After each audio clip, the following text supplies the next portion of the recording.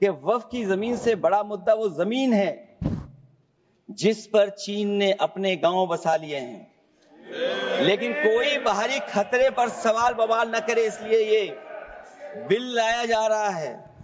और माननीय मंत्री जहां से आते हैं, जिस प्रदेश से आते हैं, कम से कम ये तो बताएंगे कि वहां कितने चीन ने गांव बसा लिए, घर बन गए हैं। अध्यक्ष महोदय, आपके माध्यम से सरकार गारंटी दे कि वक्फ की जमीन कभी भी किसी भी पैतरेबाजी से किसी और मकसद के लिए किसी और को नहीं दी जाएगी। वक्फ की वर्तमान व्यवस्था में चाहे 5 साल के धर्म पालन की पाबंदी की बात हो, या कलेक्टर से सर्वेक्षण के हस्तक्षेप की बात हो, या वक्फ परिषद या बोर्ड में बाहरियों को शामिल करने की बात हो, इन सब का उद्देश्य मुस्लिम भाइयों के सार्वजनिक अधिकार को छीनकर उनके महत्व और नियंत्रण को कम करना है। ट्रिब्यूनल के निर्णय को अंतिम न मानकर उच्च न्यायालय में लेकर जाने की अनुमति देना दरअसल जमीनी विवाद को लंबी न्यायिक प्रक्रिया में फंसाकर वक्फ भूमि पर कब्जों को बनाए रखने का रास्ता खोलेगा। सबसे बड़ी बात यह कि वक्फ बिल के पीछे की न तो नीति सही है, न नियत। ये देश के करोड़ों लोगों से उनके घर दुकान छीनने की भी साजिश है। भाजपा एक अलोकतांत्रिक पार्टी है, वो असहमति को अपनी शक्ति मानती है। जब देश के अधिकांश राजनीतिक दल वक्फ बिल के खिलाफ हैं, तो उसे लाने की जरूरत क्या है, जो जिद क्यों कर रहे हैं सरकार। वक्फ बिल का लाना भाजपा की सियासी हट है। वक्फ बिल भाजपा की सांप्रदायिक राजनीति का नया रूप है।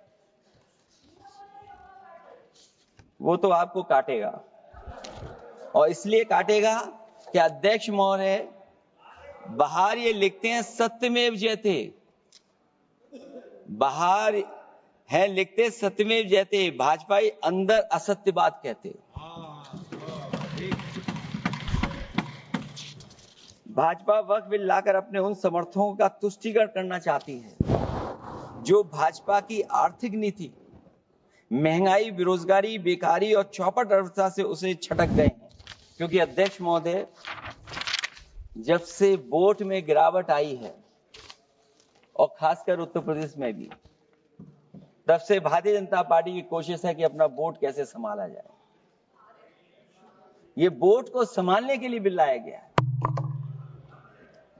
भाजपा का लक्ष्य वक्फ की जमीनों पर है।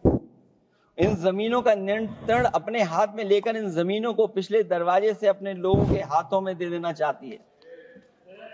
भाजपा चाहती है कि वक्फ बिल लाने से मुस्लिम समुदाय को लगे कि उन पर हक को मारा जा रहा है, वो उद्वेलित हों और भाजपा को ध्रुवीकरण की राजनीति करने का मौका मिल सके। क्योंकि अध्यक्ष महोदय, भाजपा का लक्ष्य यह है कि ध्रुवीकरण हो, क्योंकि वो जानते हैं कि ध्रुवीकरण जितना होगा उससे वो लाभ उठाने में आगे रहेंगे।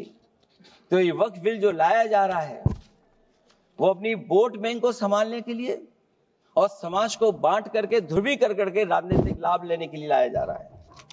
और अगर इसके लिए नहीं लाया होता तो पहले से जो जितने फैसले लिए सरकार ने, क्या उससे देश और प्रदेश में कोई बड़ा बदलाव आ गया है? अगर स्मार्ट सिटी का बात करें तो कितनी स्मार्ट सिटी बन गई है आपकी? आपके नोटबंदी की वजह से न जाने कितना रुपया कहां निकल रहा है। और डर तो ये लगता है कहीं भाजपा वाले दूसरों के पैसा रख करके न पकड़वा दें। वक्फ बिल के आने से पूरी दुनिया में एक गलत संदेश भी जाएगा। इससे देश की सेकुलर इमेज को बहुत धक्का लगेगा। वक्फ बिल भाजपा की नफरत की राजनीति का एक और अध्याय है।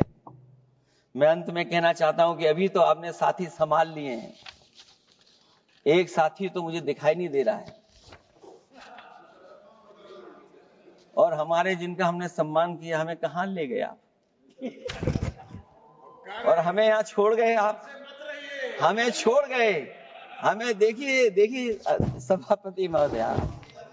सभापति महोदय देखिए राजनीति क्या है। हमने आपका हाथ पकड़ा और हम यहां आ गए, और आप हमारा हाथ छुड़ा करके वहां चले गए। इसलिए देखिए कब हमारा इनका हाथ मिल जाए। और मैं अध्यक्ष सभापति महोदया ये कहना चाहता हूं कि वक्फ बिल भाजपा के लिए वाटरलू साबित होगा, क्योंकि ऊपर से तो हाँ हाँ कह रहे हैं, लेकिन अंदर ही अंदर बहुत सारे साथी सहमत नहीं है। मैं अंत में इतना ही कहना चाहता हूं कि ये वक्फ बिल जो लेकर के आए हैं, कोई उम्मीद लेकर के नहीं आ रहा है। ये सोची समझी रणनीति का हिस्सा है, क्योंकि इनका जो बोर्ड बिखर गया है, ये मुस्लिम में भी बंटवारा चाहते हैं। मुस्लिम इस्लाम धर्म में कहीं बंटवारा नजर नहीं आता है, लेकिन इनकी कोशिश है कि इस बिल के माध्यम से हम मुस्लिम भाईचारा में भी बंटवारा कर दें। बंटवारा तो पीडीए करेगा। अभी देखिएगा सभापति महोदया, हमारे एक सदस्य कह रहे थे कि चुनाव बहुत अच्छा होता है। इनसे बेहतर किसने चुनाव देखा होगा? चलिए धन्यवाद। वोट ही नहीं डालने दिया।